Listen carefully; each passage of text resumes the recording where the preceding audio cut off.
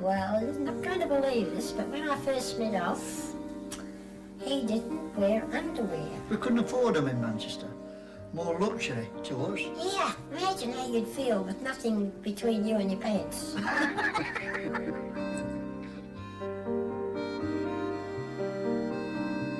Since I met you've got me into the underwear department, and I feel a lot happier, cleaner, and more confidence in myself since I've been wearing them.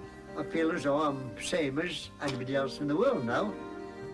Well, when you wear underwear, and it's just ordinary underwear, you just feel ordinary, but you put on something that's silky or satiny or looks nice, lace, especially black, you get a feeling that...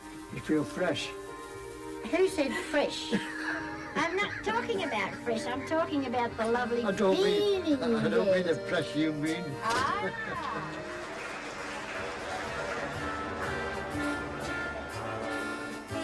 Well, as you're getting older, you feel like you haven't got much time left, and so you're trying to grab the little bit that you've got left to make it glamorous.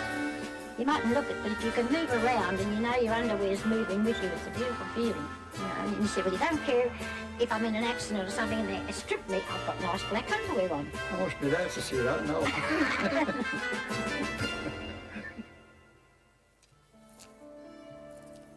Why did they make black underwear anyway? Sex reasons. Is that the reason? Yes. Because you're not showing them, are you? So why make an attraction to the black underwear? Well, I might surprise you. Oh, that's a good idea then, yeah. Surprise you one night. Still tease that. Matter of fact, I could wear underwear and nothing on top, but you're not allowed to do it. You'd get fined, wouldn't you? The thoughts. Underwear thoughts.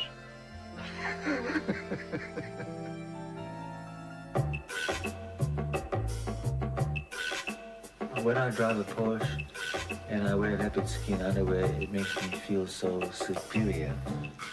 It's like I'm in the car and I'm putting it on D and I'm flying. I'm going through all the red lights. Oh, when I don't wear it, I feel naked. I just feel nothing, like dust. I meet a girl and she doesn't want to do nothing. That's how it makes me feel, but when I put a leopard skin underwear on, straight away, everything happens, like remote control. I like women not to have a shower for a whole week. And then I like her to wear suspenders, the shoes, and without any underpants. And I don't want to tell her to take the shoes off, to leave it on. I like her to talk dirty, real dirty. I mean the dirtiest.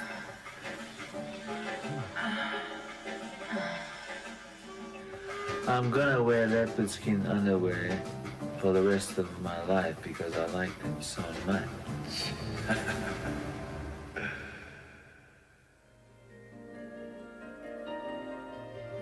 My husband's underwear is very basic and boring, right? So he's still in the old jockey Y fronts, this type thing, because he doesn't like the newer style underwear because it's got no fly in it. And he thinks that it's Sheila's pants. He wouldn't have any idea what sort of underwear I was wearing. On the inside line, on the outside line, hang on the next door neighbour's fence.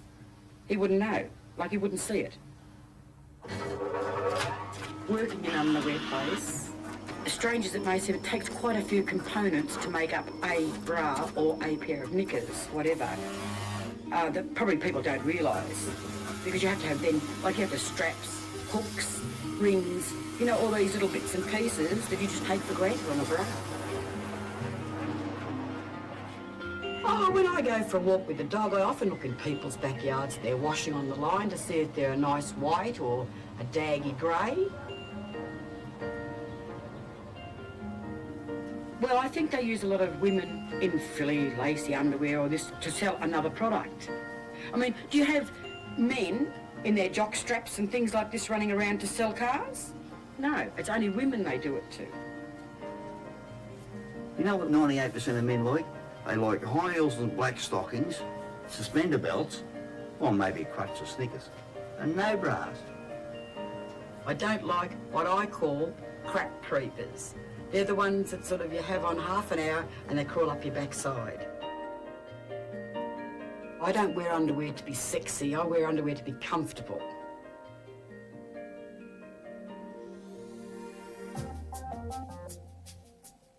Oh, underwear can have the most amazing effect on other people. It can drive them absolutely bananas if you want it to. Well, we always used to play dress-ups as a child, and I guess I'm still doing that. But now I do it when I go out, and I'll be picking a character or the style of a character, and that might be Mae West or Marilyn or Sophia Loren or someone, or even a rock bitch. And getting the underwear right, that's an important part of creating that feel of that character. It's just game playing and dressing up, you know. Playing the game, but I'm not playing the game, I'm laughing at the same time. I'm laughing at, you know, human sexuality, that we like to get into this whole stuff. I've learnt to inspire greed and lust in other people. And when I notice that has that effect, then I think, oh, I feel very, very attractive and very alluring and, you know, sexually interesting today because I've got this wonderful outfit on and I know that it does such and such to them. So I'll put it on again. That's the intention. Maybe when I'm older I'll end up wearing terribly sensible, huge cotton bloomers, but I doubt it. I'll probably wear more outrageous things just because people aren't supposed to, or maybe I can wear none.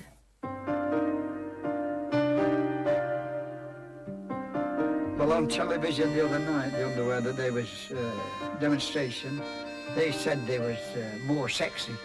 It made them feel more sexy, which I don't know whether it's true or what. Yeah, but it makes you I feel... never knew underwear would make people so more sexy. Well, it depends on yourself, I think, really. I mean, why underwear?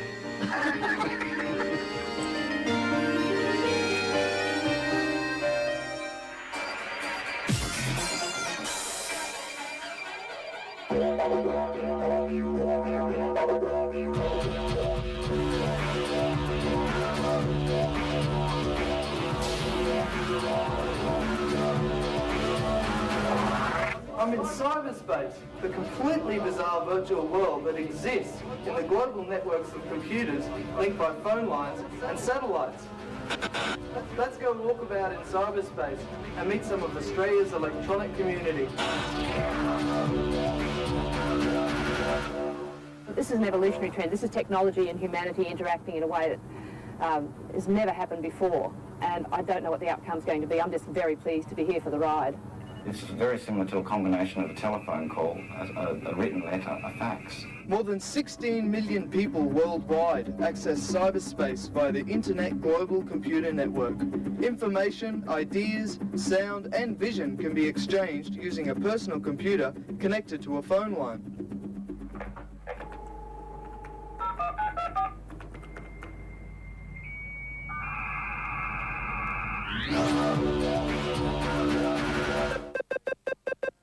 For the first time in history, we can actually establish a critical mass of people to make something happen without having to be in the same geographical location. I think people in the country have a lot to benefit from electronic networking and email because they feel very isolated from city culture. And as soon as they get a computer on their desk with email, they're in touch with everybody in the world. It's a very good way of linking up community groups, and there are a number of Aboriginal language centres around the country that I'm in touch with. It opens up the world to students, and in particular for Indigenous students such as the students at Tranby. It opens up other Indigenous groups.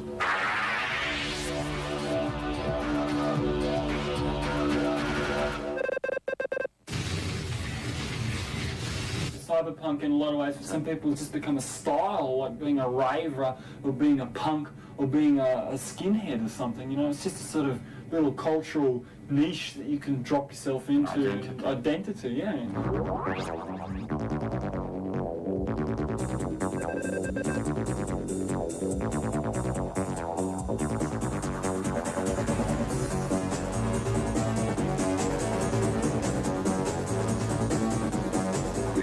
Quite a few people in the night who would just walk up to the terminals and sit down and communicate or write messages to this virtual space that we created. And we had people from all over the world kind of logging in or connecting into this virtual space.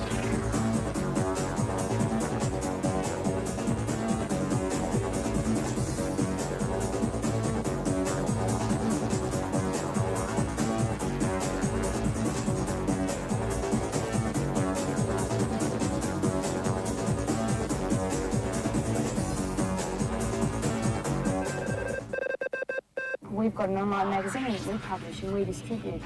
And it means that rather than having to work through perhaps a larger organisation, we can work directly interface directly with the people who are out there. I don't read any daily newspapers anymore, and I don't generally watch television. I seem to have phased that conventional type of information flow out. The net provides me with access to alternative types of information, and I feel better informed for that.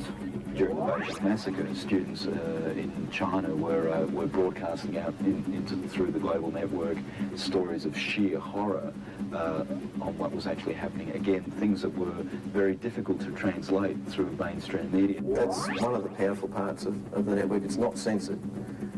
We mightn't always agree with what other people write. There's an Indigenous Rights and Oz Black Rights conference that happens, and there's a lot of things that come out of there that are very powerful and you wouldn't see in any other medium.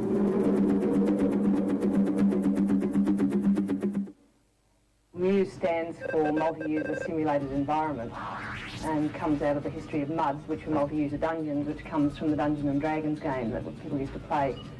And they've been taken on to into the computer environment. And they're simulations. The one I go to is called Microdocs, and it's a simulation of a space station orbiting Earth in the 24th century. And the powerful thing about it is it's interactive. You go there, you're actually online with people in real time. In cyberspace, in virtual space, discrimination based on physical characteristics like age, like physical beauty disappear. The environment is your construct. Your body is also your own construct. Instead of the equipment that you were born with, your body is a projection of your will, a projection of your spirit. An attraction that takes place there, while being like a physical attraction, is really a mind attraction. And in a text-based environment, of course, it's the poets who are the best dressed.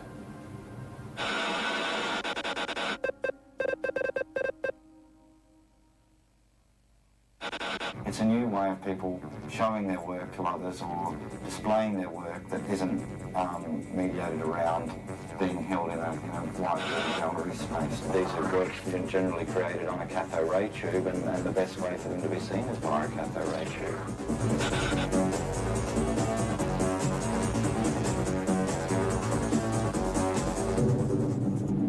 Going online at the moment can be an exciting thing, contacting people all over the world, but just imagine what it might be like in virtual reality when you can literally reach out and touch other people no matter where they are in the world. What I find happens to me is I feel like I'm floating and kind of losing my sense of gravity. Virtual reality, cyberspace. Wow, it's pretty freaky in here, I can tell you.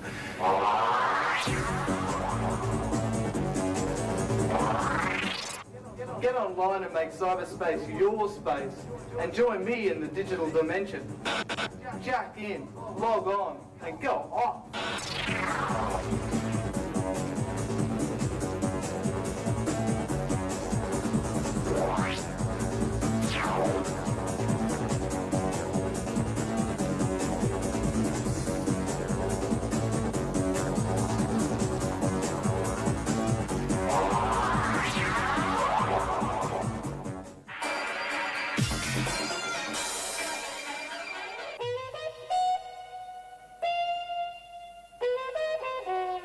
The campaign is designed to promote spirituality, mystery, and fire as part of every woman's unique allure. These qualities have been captured in the perfect red. When a woman discovers perfect red, she discovers herself. Good morning, my name's Harriet. I'm calling from a national market research company. We're carrying out a short survey about red lipstick. When I first started to wear red lipstick, seriously, I did have this obsession. I think a lot of women do have this obsession to find absolutely and utterly quintessential red. Cosmetics lady once told me that I should wear red, and that's stuck in my mind. Some will tend towards an orange, some will tend towards a brown. Because I don't think there's any two reds ever exactly the same. Mondrian decided that there was an essential red and spent a great deal of time selecting it. I think it was sort of like a pillar box red. Now, I like a red to be a very red. We were looking for something significant. Not just beauty, but grace, calm, strength. They said it didn't exist, but we kept looking. She's perfect. Have you found the perfect red? How does wearing red lipstick make you feel? Fully dressed. It's that thing of having a mask on. Sexually excited, powerful, risque. A bit more in possession of myself. It's not actually about power, but just to have a sense of place. I think in order to wear red lipstick, you've got to be quite confident. Around the time when I put on a lot of weight, and I stopped wearing red lipstick because I felt like I didn't want to be seen. Red is a really strident colour. It's a very passionate colour. It's because it's compelling the viewer into a kind of state of agitation of seeing. I copied my sports mistress when I was a kid at school, and she wore this particular kind of red lipstick which I searched for when I was old enough and got the opportunity. I knew exactly, had it in my mind's eye what colour I wanted. I don't know, it's sort of symbolic of beauty, like Marilyn Monroe or somebody like that. It's sort of a part of our play. How do men respond to you in red lipstick? It anticipated her. It lay waiting. Its stillness beckoned her. Its calm enticed her to enjoy the pleasure she had denied. Just let go, I said. Discover yourself. Have you found the perfect red? Obviously, I'm aware of the way I look, but it's not so much to do with men. My father didn't approve of my mother wearing lipstick. Well, he mightn't say anything, but I know he prefers me to have my lipstick on. And one of them is wearing a very good red, then the man will spend more time looking at that woman. Men quite enjoy women in red lipstick. I think women think that men like lipstick more than men actually do like lipstick. They like the look of it, but they're afraid to touch it. But you can always see the people you've marked. He actually made a comment this morning. You're going to have an interview with that lipstick on? I'm going to put my sexuality on my lips for you. Sexy doesn't mean one's available. One can look sexy and not be available to anyone. And I started having sex and wearing lipstick. It was about the consciousness of myself, of my body, and what effects it could have in the world. I could have sex and wear lipstick. I was extremely grown up. What do you associate with the image of red lipstick? It reminds me of anger. Sort of early 30s, it was the film actresses that one looked at. Of course, it was in black and white. It's related to sex, to a siren. Joan Crawford obviously had a huge mouth. You look at people like Madonna, who wears red very, very well. Chinese opera stars. I suppose that wearing a red lipstick also kind of identifies me as a femdom in the lesbian scene. Diana Ross. To be quite honest, I was a bit confused about the eating part of the whole thing because of the whole kind of commodification of women eating things in the media and how that operates. What properties do you look for? Depth of colour. Extremely cheap. Expensiveness. Its size and its weight and things like that. It doesn't bleed and feather. The lipstick has to feel good. Wouldn't come off on cups. They taste nice.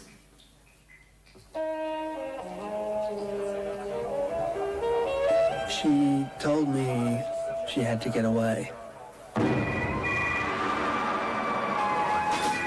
Whatever she found, it worked. I can do anything, she said. Red, red, parallel red, really red, satin red, soft red, sun red, Indian red, cassis, rosati, rouge cabiste, rouge theatrale, très dior, spicy red wave. Okay, that's the end of the survey. Thank you very much for your time and help. Red berry, ascot red, 44 amour.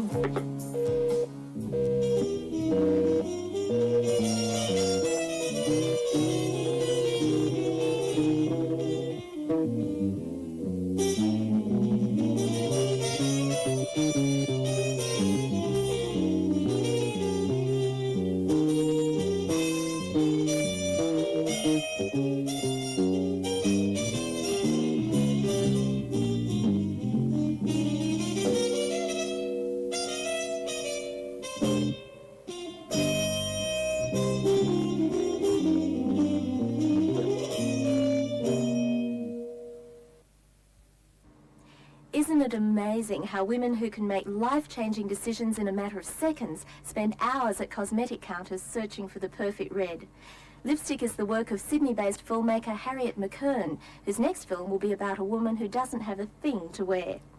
Going Walkabout Through Cyberspace was made in Cyberspace by Alistair Ferguson, whose film and animation work complements his lighting, visual and interactive projects for live events such as dance parties and raves. And Brief Secrets was by Melbourne writer and director Diana Leach, who was a finalist in the 1992 Sydney Film Festival Dendy Awards with her first short film, Collectors. Our next microdoc comes from Queensland musician, composer and filmmaker Randall Wood. Using some stunning techniques and camera work, he presents the works of Aboriginal artist Vanessa Fisher-Gunamini against the spectacular backdrop of Queensland's Carnarvon Gorge.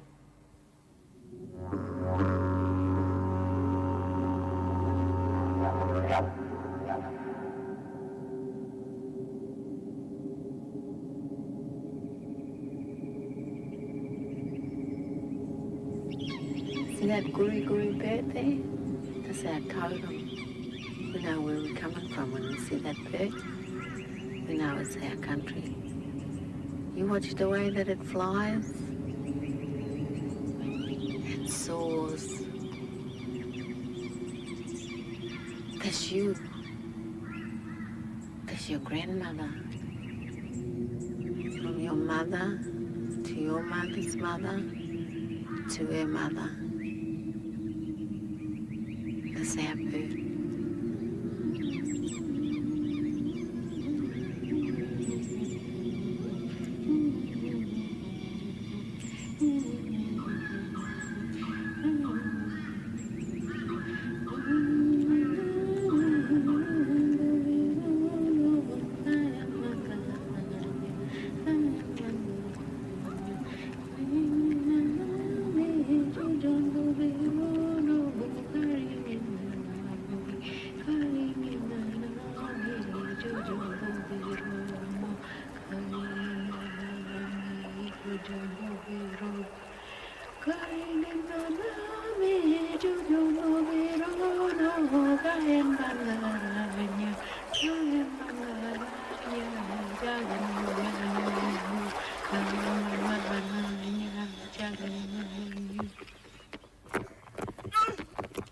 A long time ago, they would crush the ochres and make ant stencils.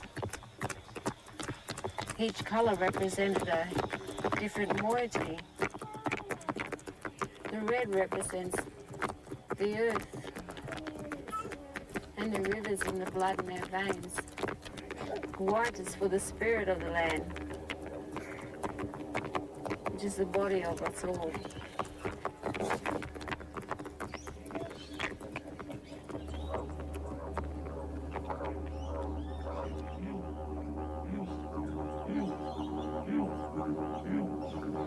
I can still feel the spirit in the land.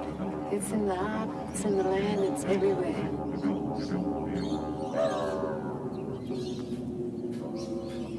And we're doing this so you can continue to survive. Your mara, your hands. We use this hand, a strong feature for us. Let people know we're still here. that we never died out, we've never been killed, that we're still alive.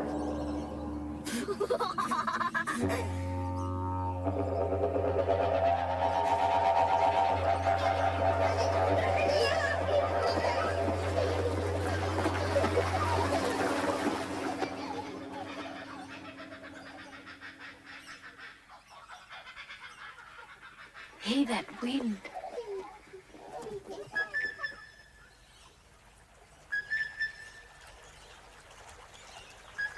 Shh, the silence.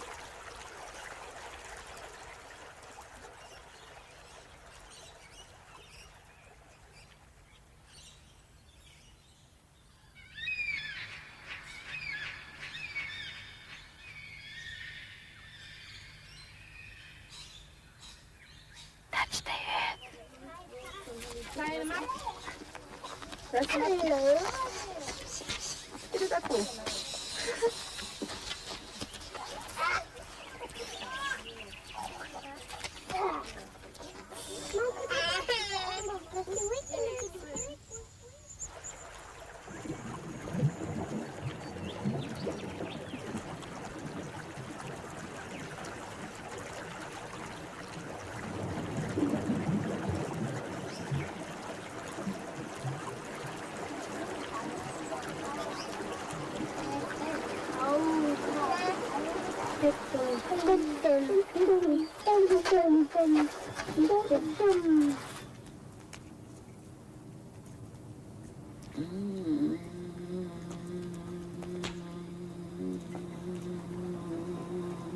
Mundagari. Hey, that Mundagari there, look. He move and see. See him traveling? He making that there, look. He made that. When he come down in that water too. And he made that land wider and wider and wider, you know. But that's his resting place. He live in that water hole. He upset. The Mundagari upset, you know. Because they don't respect him.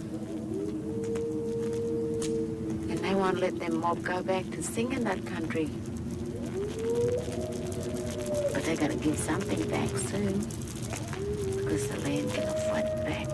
And its people. See you little ones now? You gotta fight back too, because this is your country. Remember that now?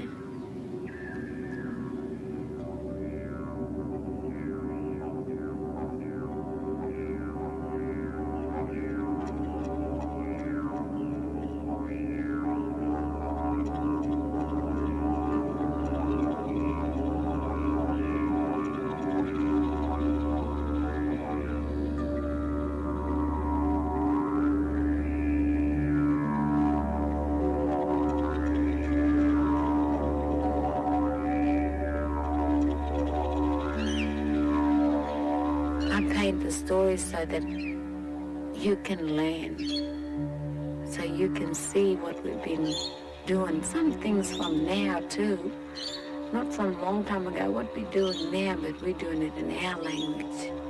We're using art as a language for you and all these other little ones here, see?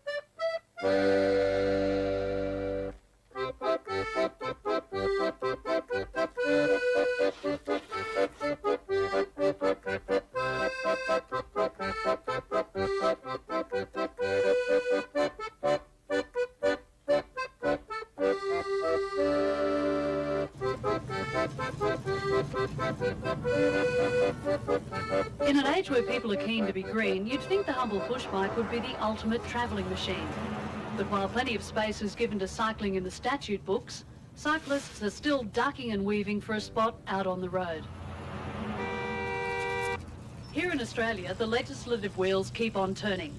We're the first country in the world to make it compulsory for cyclists to don helmets as they head off to do battle in the urban jungle. The helmet legislation works. People are wearing their helmets and they're being injured to a less extent as a result. Excuse me, sir. Excuse me. Can we do a little interview on bike helmets? What do you think about your bike helmet?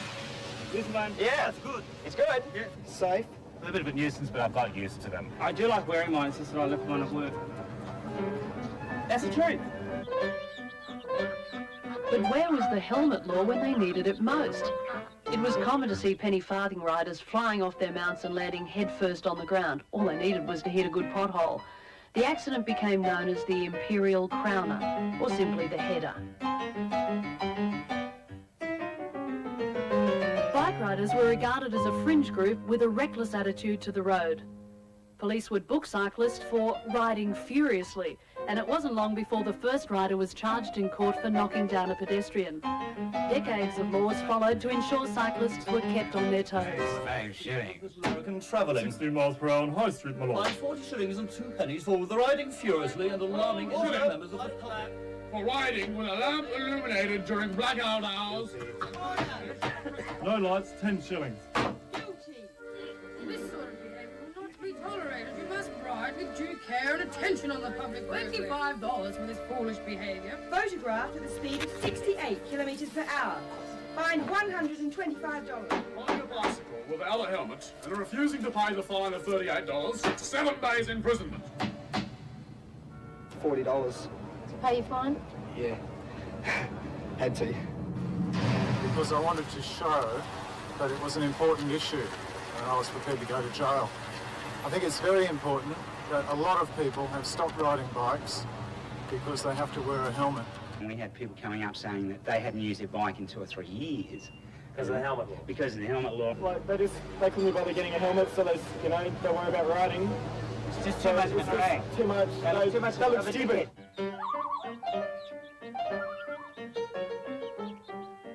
Safety is a very wide issue. I've only got 5 yards of fabric that's protecting my head compared to the small little bicycle helmet. We're going to protect ourselves from those maniacs. Cars are evil, are they? Those four-wheelers. This graph shows the number of people who were injured on the road and taken to hospital after a bicycle accident. From looking at the charts, we see the accident rate was consistently high, especially that black area representing head injuries. Obviously, the helmet is clocking up some points in the safety game. Problem is, when it comes to style, well, helmets would have to be the image crusher of the decade. It was just so boring. Everyone looked exactly the same. So I started making helmet covers. Not so sort of bulbous looking. You always feel like a bit like a mushroom. I used to ride a bike, but I won't now. You won't? Because you got lovely hair. Oh, yeah. And you don't want it messed up. No. That's a pretty rock solid thing you got there. Motorbike helmet. It's a motorbike helmet. Is that legal? In my religious belief, my turban is my utmost important, and I will not allow anything else to go on top of my head besides my turban. For some cyclists, though, it's not what they hit on the way down that's the worry. It's what might hit them from above. After a few nasty swoops, I realised that magpies were attracted to my head. It was frightening. That is why I have devised this propeller for my helmet, although I am a friend to all birds.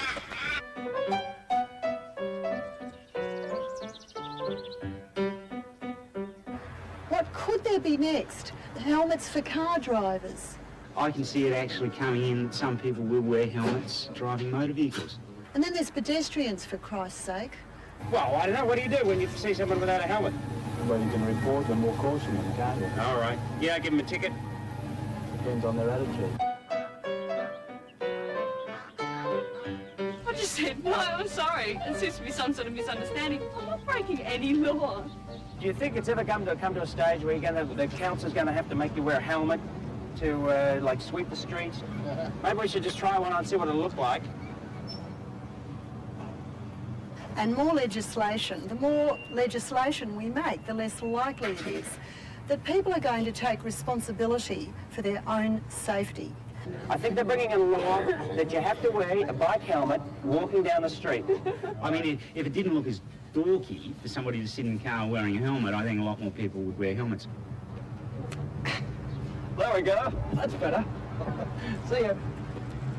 In the 4 years before the legislation, we had many more people injured than we do in the 1 year after the legislation. This sort of result is the envy of those around the world who would like to copy what we're doing here in Australia. And so it could be that the helmet will be made compulsory around the world. It seems that cyclists will adapt and push on as they have done through the decades. Of course, they will always dream of riding down that glorious open road because take away all the exhaust fumes, the bump bars and the blaring horns, and cycling can actually be fun.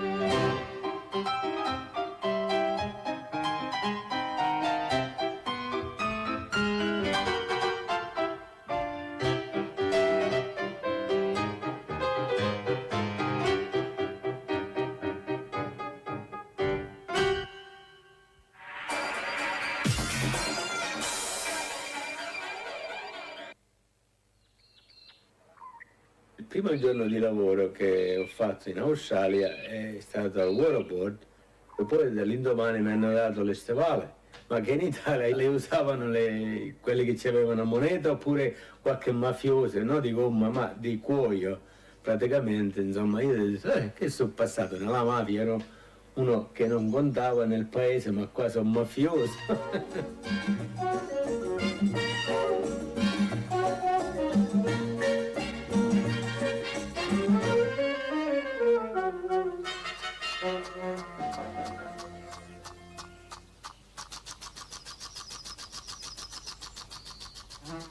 How long have you been growing vegetables for?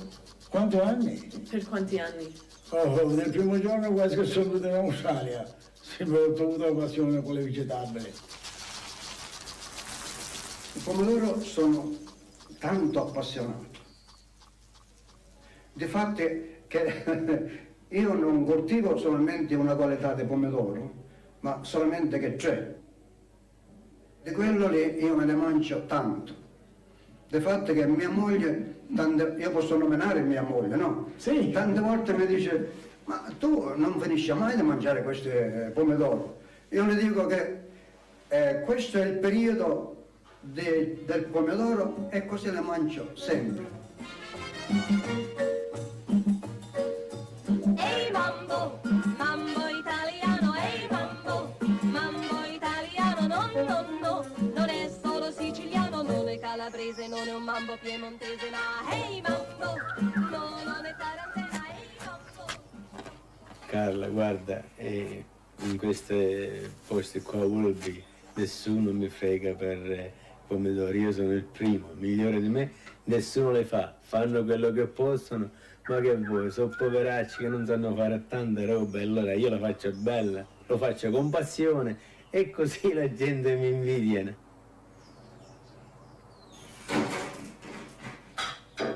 Dammi, no? Eccola? No, faccio spicchio d'aglio. La vegetabile qui cresce bene perché c'è l'acqua abbondante, il clima è buono e anche i metodi di come la coltivano, ognuno ha il suo metodo, comunque cresce abbastanza bene. Apro la bottiglia? Un'altra bottiglia. Gli uomini nostri sono cresciuti nella nostra terra lavorando sempre i campi. Il loro sangue ci portava quello di fare.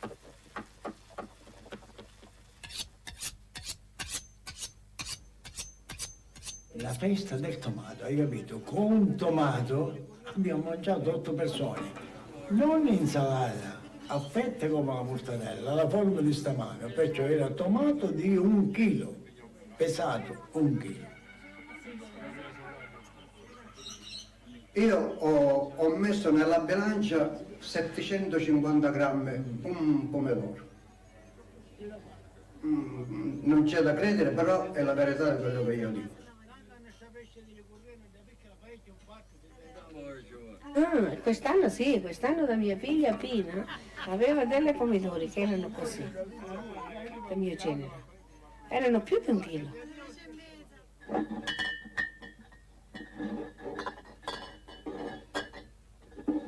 Riguardo ai pomodori per fare la salsa, io le taglio, butto fuori quell'acqua che c'hanno dentro e dopo le metto a bollire per una mezz'ora.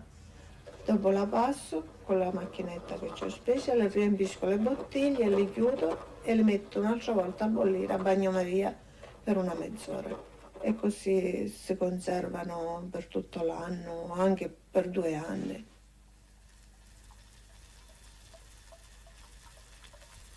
Col pomodoro facciamo tanti piatti, lasagna, spaghetti, pizza, pollo, insalata, usiamo pomodoro in tutto. Did everyone have good tomatoes last year? Yes, most. They did have good tomatoes.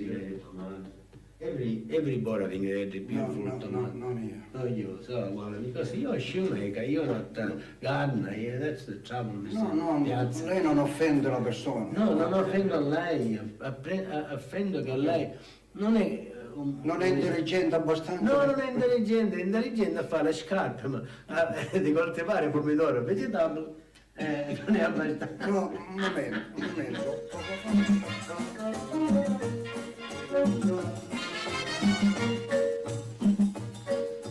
Ehi mambo, mambo italiano, ehi mambo italiano, no, non è solo siciliano. Tanti dei miei amici mettono la roba a modo loro, ma non sanno fare niente perché che calzolaio, che pastore, che pittore, invece io sono professionista di questa roba e mi viene a me magnifica tutti gli anni.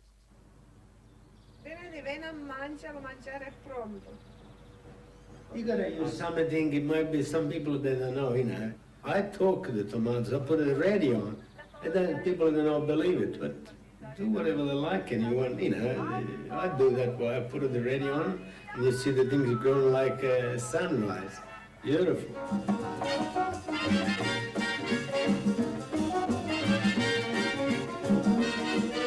Non è calabrese, non è un mambo piemontese,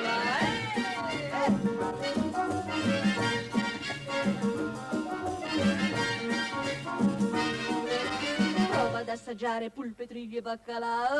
E c'è tu vuoi mangiare pasta e fasul, dicendo sempre ehi bambino, non bere molto vino, poi continua sempre imperterrita a cantare soltanto ehi mambo, mambo italiano, ehi mambo italiano, sì, la storia è qui finita, non è più partita e da noi sempre restata col suo mambo italiano.